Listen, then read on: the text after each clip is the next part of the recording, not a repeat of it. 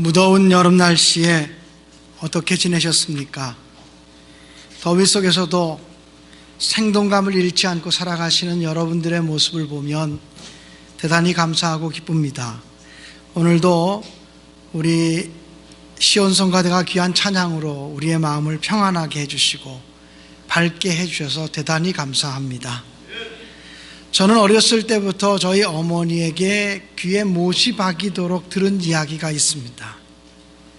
한마디로 말하면 기적 축복을 사모하라는 이야기였습니다.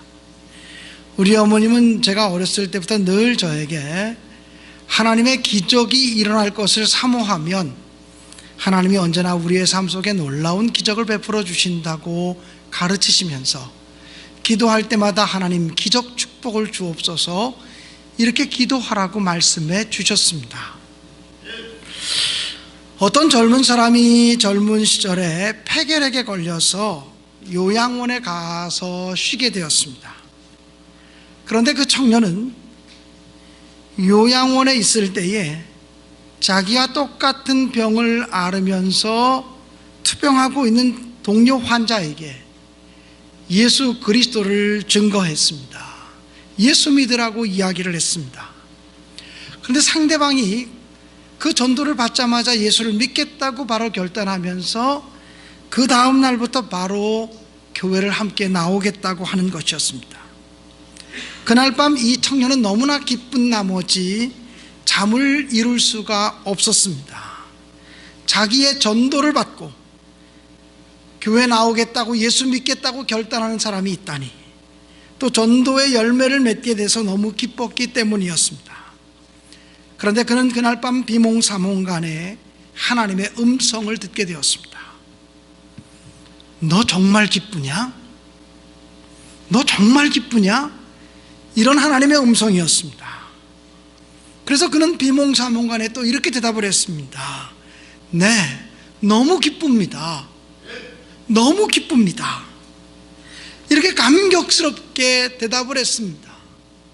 지금 몸은 폐결핵으로 날마다 각혈을 하는 처지입니다. 몸이 나아서, 병이 나아서 기쁜 것이 아니고 그날 한 생명에게 전도했다는 것 때문에 너무나 기뻐서 밤잠을 못 이루고 있는 그에게 주님이 너 정말 기쁘냐? 그렇게 기쁘냐? 예, 제가 정말 기쁩니다. 이렇게 대답을 했는데 그 순간 하나님의 음성이 그에게 또 한 번 들려졌습니다. 내 병이 나았느니라. 아멘. 그는 기적적으로 피를 토하며 각혈하던 폐결핵으로부터 치유함을 받았습니다. 그리고 신학을 공부한 후에 목사님이 되셨고 지금도 경기도 안산에서 큰 교회를 목회하고 있습니다. 그분이 바로 안산 제1장로교회를 담임하는 고훈 목사님이십니다. 인류 역사상 가장 위대한 과학자라고 일컬어지는 분은 아인슈타인입니다. 이 아인슈타인은 기적에 대해서 이렇게 말했습니다. 세상을 살아가는 사람들을 보면 두 가지 부류의 사람들이 있다. 기적이 없다고 믿고 살아가는 사람들과 모든 것이 기적이라고 믿고 살아가는 사람들이다. 나는 후자를 택하기로 했다. 이렇게 기록하고 있습니다. 과학자 중에 과학자라고 말씀할 수 있는 아인슈타인이 나는 기적을 믿고 살아가는 사람이라고 고백을 했습니다. 여러분, 기적을 믿지 않고 기적을 사모하지도 않는 사람들에게는 어떠한 권능도 능력도 역사도 나타나지 않습니다.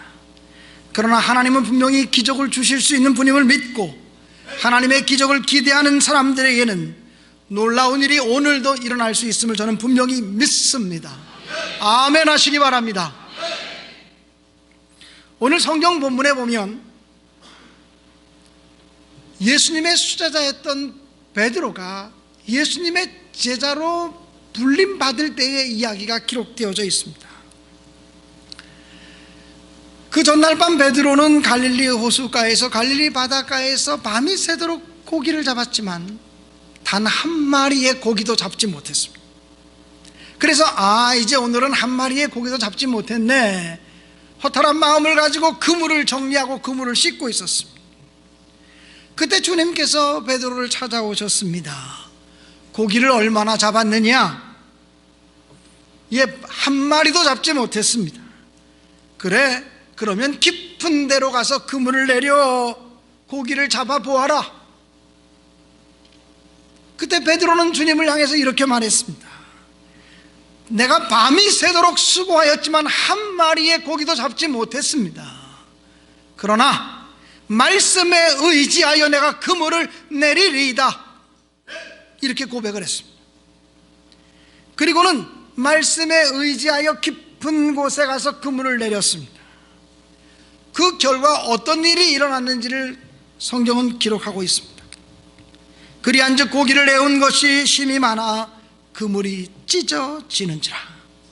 오늘 성경 본문의 이야기는 어떤 사람들에게 하나님의 축복이 많은지, 어떤 사람이 하나님의 능력과 어떤 사람이 하나님의 기적과 권능을 경험할 수 있는지를 우리에게 보여주는 모델이라고 저는 생각을 합니다. 저는 오늘 성경 말씀을 묵상하면서 오늘 본문 속에는 세 가지의 기적 이야기가 있다, 이렇게 생각을 합니다.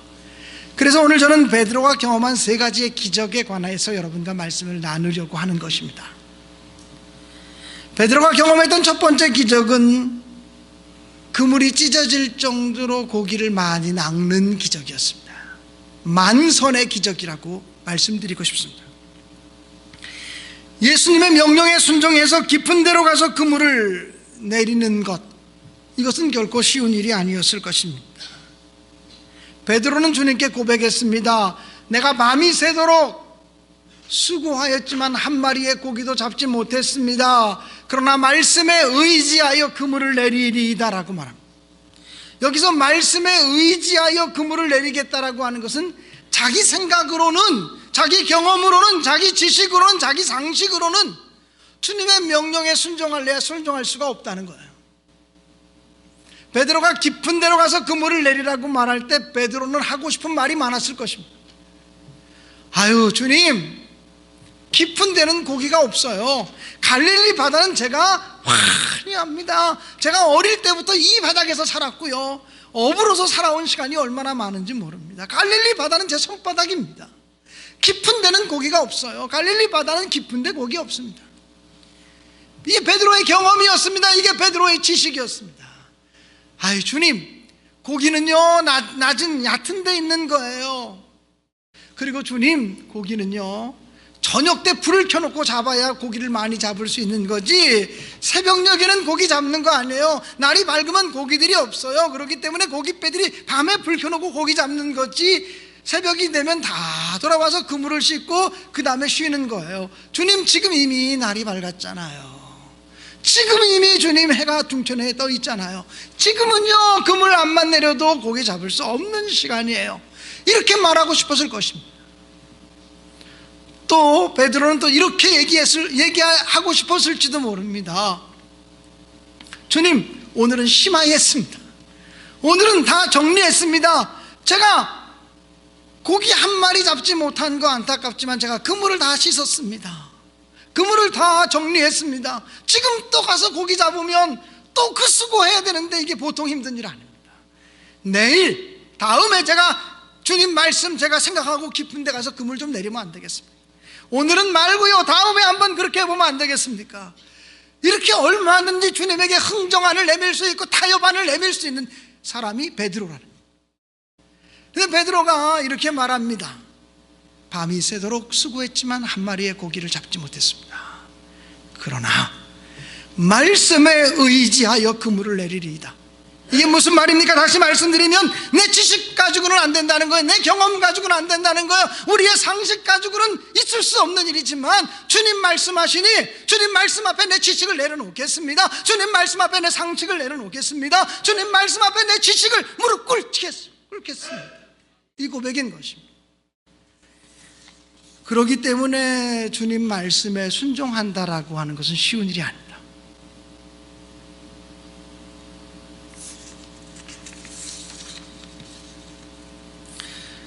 사랑하는 성도 여러분, 그런데 베드로가 주님 말씀에 순종해서 정말 말씀에 의지해서 깊은 곳에 가서 그물을 던졌는데 놀라운 일이 벌어지기 시작했습니다. 사방에서 물고기가 몰려오는 것이 보이는 것입니다. 그물이 묵직해지는 것입니다. 자기 어부 생전에 이렇게 많은 고기를 잡아본 적이 없습니다. 그물이 찢어지고 있습니다. 너무나 고기가 많아서 그물을 들어 올려야 될 상황이 되었습니다. 혼자의 힘으로, 혼자의 능력으로는 도무지 그 그물을 끌어올릴 수가 없는 거예요. 그래서 그는 손짓했습니다. 동무들을 불렀습니다.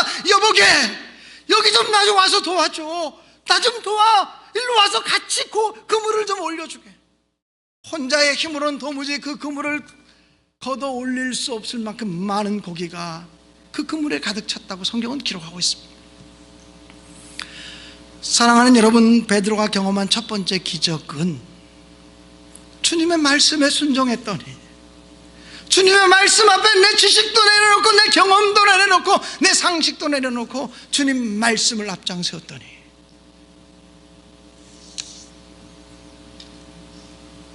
그물이 가득 차고 그 애운 고기가 배에 가득 차는 만선의 기적을 경험하는 놀라운 역사를 맛보게 되었다는 것입니다. 이것이 바로 베드로가 경험했던 첫 번째 기적입니다. 첫 번째 기적은 순종하는 자들에게 오는 겁니다. 여러분, 성경에 나타난 모든 기적 이야기를 살펴보세요. 모든 기적 이야기에는 공식이 있는데 순종했더니 기적입니다. 주님 말씀에 복종했더니 기적입니다. 순종할 수 없는 상황 속에서 주님 말씀대로 했더니 기적이 나타나는 것입니다. 그래서 기적은 모두의 것이 아니고 아무나 경험할 수 있는 것이 아닙니다. 하나님 말씀대로 순종하는 자만 기적을 경험할 수 있는 것입니다. 우리 옆 사람들에게 좀 이렇게 인사하시면 좋겠습니다. 만선의 축복을 경험합시다. 고맙습니다. 두 번째 기적 이야기를 드리고 싶습니다. 오늘 성경 본문에 보면 저는 두 번째 기적 이야기가 기록되어져 있다고 생각을 해요. 그것은 바로 무엇인고 하니 고기를 가득 배에 채우고 베드로가 했던 행동을 통해서 저는 기적을 발견하고 있습니다. 베드로는 주님을 보자마자 주님의 발 앞에 엎드려서 이렇게 고백합니다. 주여, 저를 떠나소서. 저는 죄인이로소이다. 주님, 저를 제발 좀 떠나주십시오. 저는 죄인입니다. 라고 고백을 합니다. 여러분, 이 고백이 이해가 되십니까? 여러분 같으면 그렇게 고백할 것 같습니까? 아니, 저라도 그렇게 고백하지 않았을 것 같습니다. 그물을 거두고 난 다음에 찢어질 정도의 그 축복을 받은 다음에 주님을 처음 만났으면 어떻게 고백해야 정상입니까? 주님 감사합니다. 이렇게 놀라운 축복을, 이렇게 놀라운 복을, 이렇게 놀라운 기적을 베풀어 주시니 정말 감사합니다. 하나님 감사합니다. 감사합니다. 주님 감사합니다. 이렇게 고백하고 감사의 사례를 드려야 정상 아니겠습니까? 그런데 기적을 베풀어 주신 주님을 향해서 자기를 떠나달라니, 그냥 그 이야기를 읽어보면 베드로가 정말 버릇없는 사람처럼 느껴지기도 하고 베드로가 정말 상식이 없는 사람처럼 느껴지는 본문 아닙니까? 주님, 저를 떠나주십시오. 왜 그랬을까요? 어떻게 이런 고백을 하게 되었을까요? 베드로는 주님의 말씀에 순종해서 깊은 곳에 그물을 내렸을 때 도저히 있을 수 없는 기적을 경험하고 난 다음에 주님이 어떤 분이신지를 비로소 발견하게 됩니다. 자기에게 깊은 곳에 가서 그물을 내리라고 말씀하시는 주님이 어떤 분이신지, 바닷속까지 꿰뚫어 보시는 그 주님, 물고기 흐름까지도 주장하시는 주님, 자연에게 명령하실 수 있는 주님, 파도와 풍랑이라도 명령하여 멈출 수 있게 하시는 주님, 그 능력의 주님 앞에서 자기가 어떤 사람인지를 보게 됩니다. 나에게 말씀하시는 주님이 그렇게 능력의 주님이라면 나를 꿰뚫어 보시겠구나. 내 속마음까지도 속속히 꿰뚫어 보시는 분이겠구나. 주님 앞에 내가 어찌 감히 설 수 있으리요. 그래서 베드로는 주님께 그렇게 고백한 것입니다. 주님, 저는 죄인이로소이다. 저를 떠나주십시오.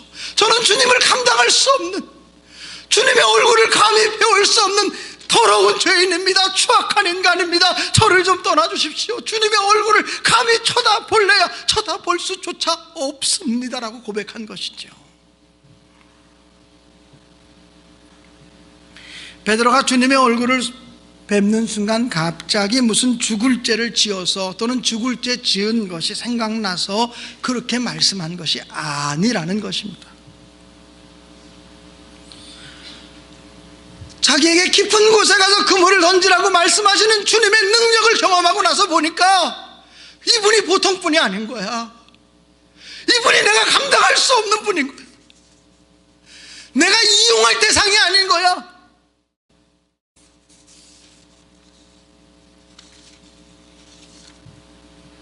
주님은 저 바닷속 깊은 곳에 흐름도 하시고 물고기의 움직임도 이리와 저리가 다 조율하실 수 있는 분이고, 물질의 흐름을 조종할 수 있는 분이고, 사람들의 흐름을 조종할 수 있는 분이고, 우주의 비밀을 아시는 분이고, 나의 미래와 나의 장래를 아시는 분이고, 나의 고민을 아시는 분이고, 나의 필요를 아시는 분이고, 내 마음속 깊은 곳에 있는 숨겨진 생각까지도 모두 아시는 분.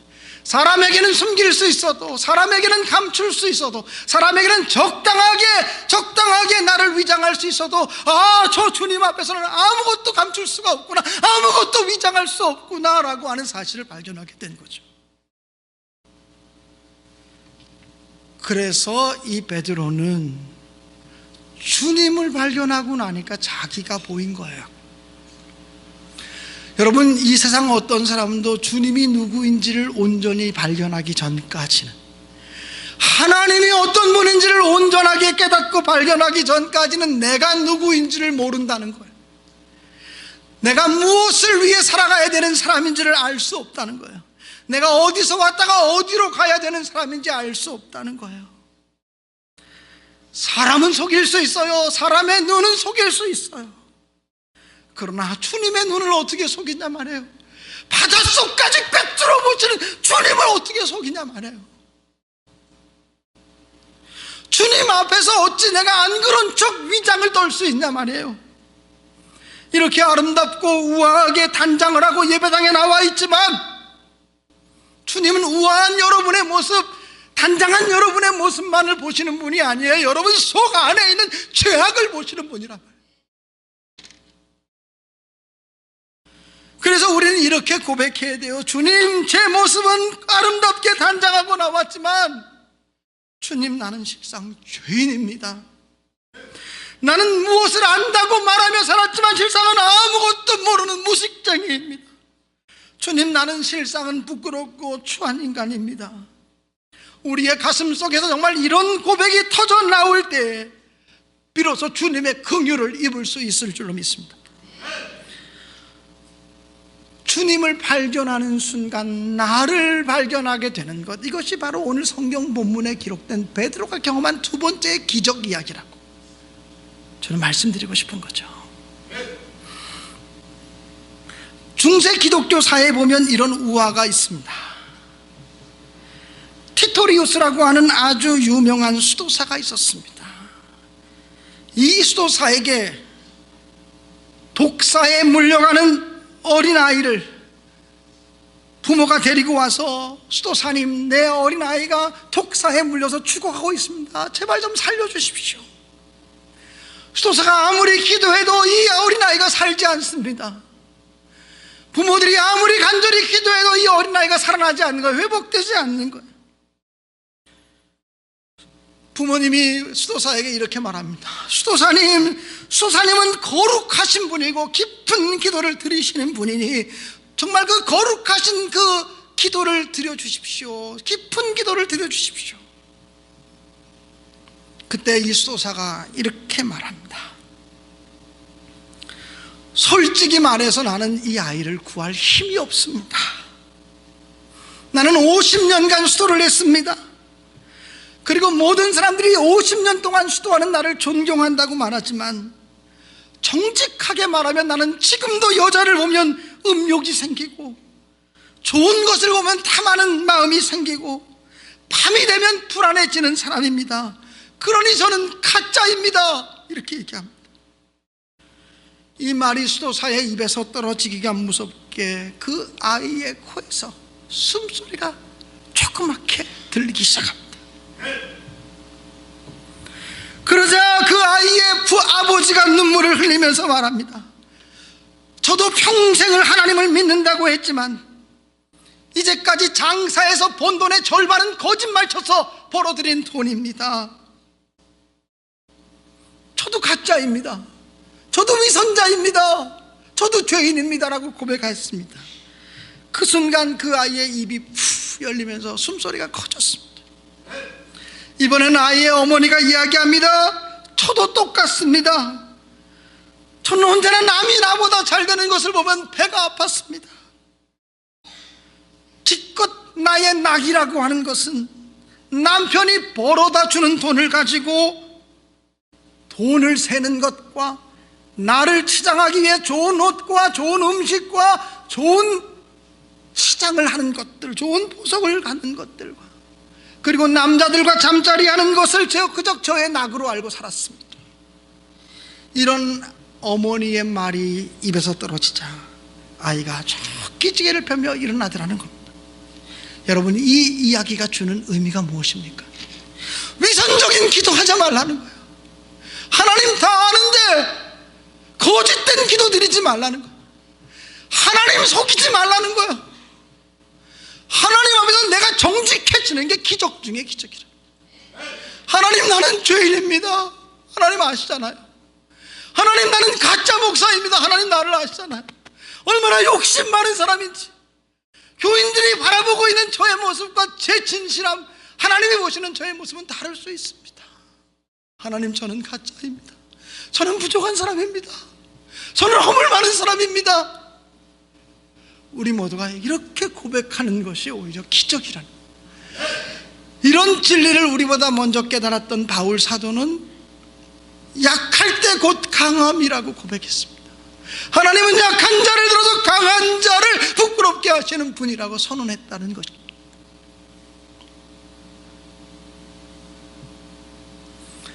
정직하게, 하나님, 나는 죄인입니다.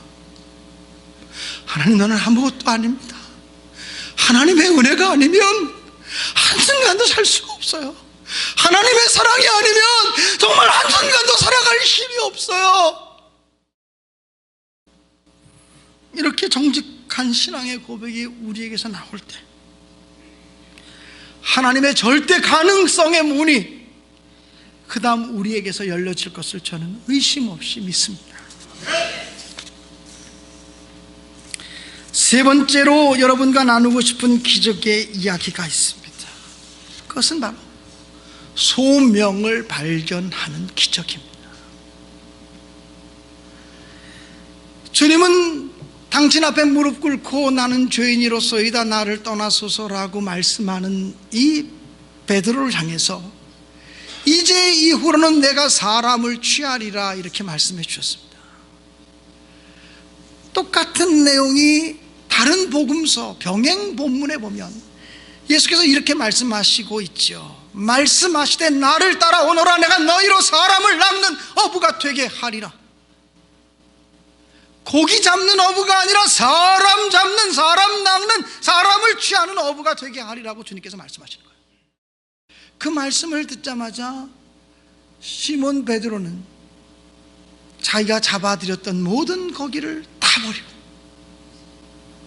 그리고 자기의 모든 것을 다 버려두고 예수를 쫓으니라고 성경은 기록하고 있습니다.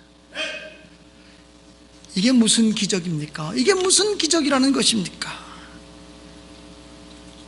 축복이 축복으로 멈춰지지 않고 축복이 소명으로 바뀌는 기적이라는 것입니다. 사랑하는 성도 여러분, 우리 모두는 복받기를 굉장히 원하고 있어요. 이 점에 있어서는 저도 예외가 아니에요. 제가 얼마나 복받기를 원하는 사람인지, 하나님 나 좀 복 좀 주세요, 복받은 목사가 되게 해주세요, 이렇게 기도할 때가 얼마나 많은지 몰라요. 새벽 강단에 엎드려서 기도하면 하나님 우리 신내교인들 복 좀 주세요, 물질의 복도 주시고요, 건강의 복도 주시고요, 자녀들의 진학의 문도 열어주시고, 취업의 문도 열어주시고요, 결혼의 문도 열어주는 복을 주세요 라고 기도할 때가 얼마나 많은지 몰라요. 어쩌면 일주일에 이틀 3일 동안은 신내교인들을 위해서 기도할 때 복 받게 해달라고, 우리 신내교인들에게 복 달라고 이렇게 기도해요. 담임 목사님, 제가 그렇게 기도한단 말이에요. 거짓말 아니고 정말 그렇게 기도해요. 그런데 주님은 우리에게 묻고 싶은 말씀이 있을 거예요. 왜 복 받으려고 그러느냐? 왜 복 달라고 그러는 건데? 주님 건강의 복을 주옵소서라고 기도하는 자에게 주님은 말씀하실 거예요. 왜 건강해지려고 하는데? 왜 내가 너에게 건강의 복을 줘야 하는데 이야기해봐 라고 말씀하실 거예요. 여러분, 이 세상에는요, 건강하기 때문에 죄 짓는 사람이 너무 많아요. 건강하지 않았으면 차라리 집에 앉아서 죄 짓지 않았을 텐데, 건강하기 때문에 제 발로 이곳저곳 다니면서 죄 짓는 사람이 한둘이 아니에요. 건강하기 때문에 쾌락에 빠지고 음란에 빠지고 향락에 빠지고 방탕하고 술 취하고 이렇게 살아간단 말이죠.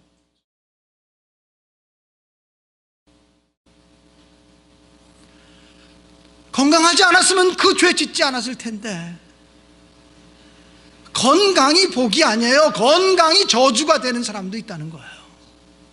하나님 우리에게 물질의 축복을 주십시오, 돈 좀 주세요, 돈 좀 주세요, 돈이 필요해요라고 우리가 하나님께 기도하면 주님은 이렇게 물으실 거예요. 왜 내가 너에게 돈을 줘야 되는데? 내가 너에게 돈을 줘야 되는 이유를 좀 설명해 봐라, 이렇게 말씀하실 거예요. 주님은요, 내 가정, 나 한 사람, 우리 교회 하나 복받고 잘 되게 하는 것이 주님의 목적이 아니란 말이시죠. 돈 많기 때문에 죄 짓는 사람이 세상에 얼마나 많아요. 돈 없으면 죄 짓지 않고 살 텐데, 돈 있기 때문에 죄 짓는 사람이 이 세상에 너무도 많단 말이죠. 돈 때문에 죄 짓는 사람들이라면 돈 없는 게 축복이고 돈 없는 게 은혜고 돈 안 주시는 게 하나님의 사랑이죠.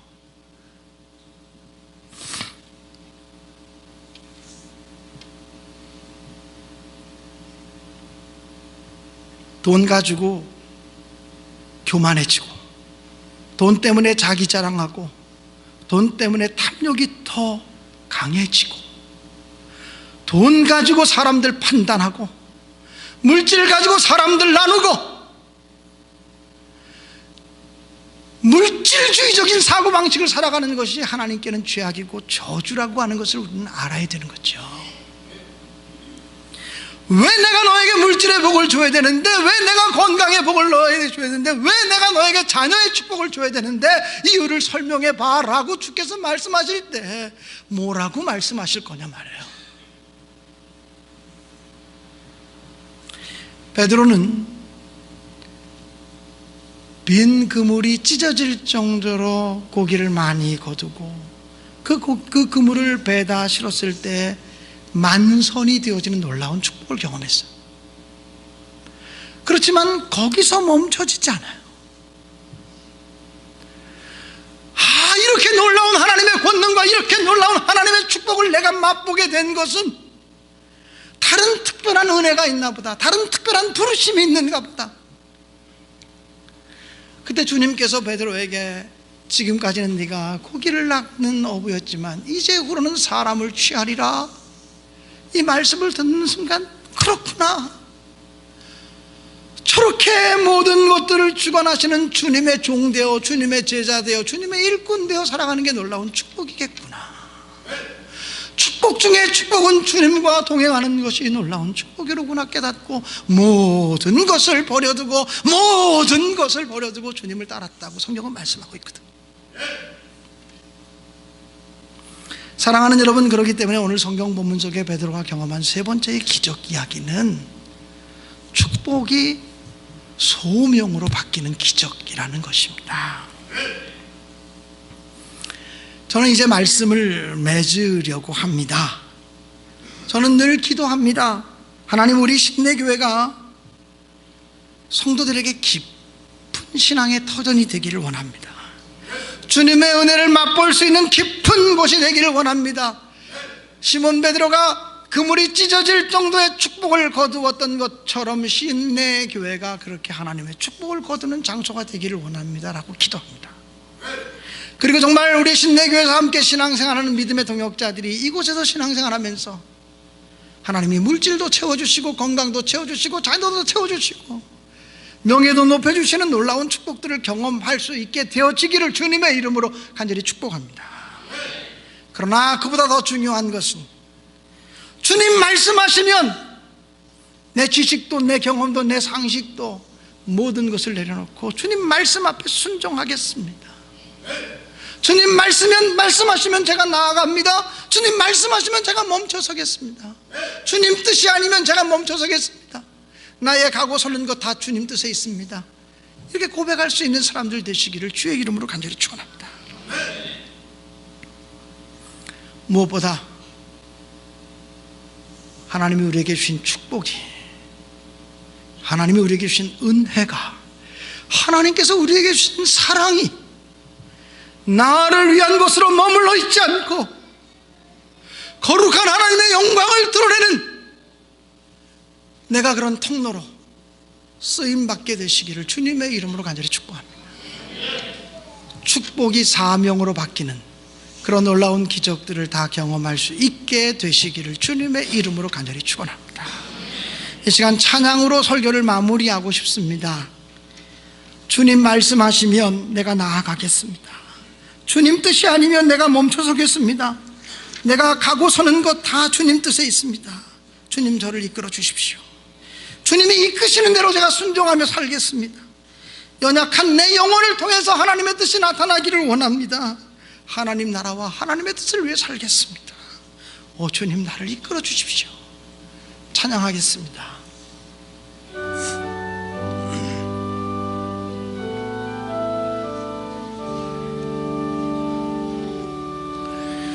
주님 말씀하시면 내가 나가리다. 주님 뜻이 아니면 내가 멈춰서리다. 나의 가고 서는 곳 주님 뜻에 있으니 오 주님 나를 이끄소서. 주님 말씀하시면 내가 나가리다. 주님 뜻이 아니면 내가 멈춰서리다. 나의 가고 서는 곳 주님 뜻에 있으니 오 주님 나를 이끄소서. 뜻하신 그곳에 다신 그곳에 나에게 원합니다.